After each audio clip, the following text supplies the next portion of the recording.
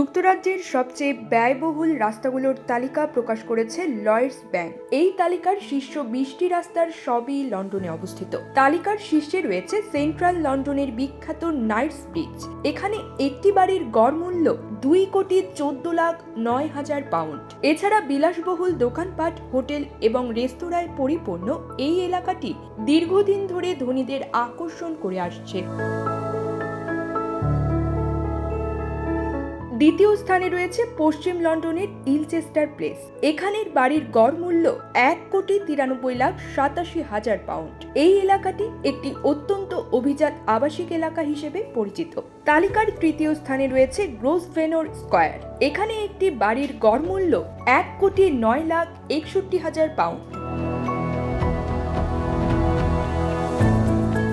লন্ডনের পশ্চিম অংশের এলাকাগুলো যেমন ক্যানসিংটন, চেলসি এবং নটিং হিল এই তালিকায় বেশিরভাগ স্থান দখল করেছে। এই এলাকার বাড়িগুলোর পোস্ট কোড SW, W এবং NW এ পড়ে। এখানে বাড়ি কেনার জন্য গড়ে প্রায় 16.5 মিলিয়ন পাউন্ড খরচ হয়।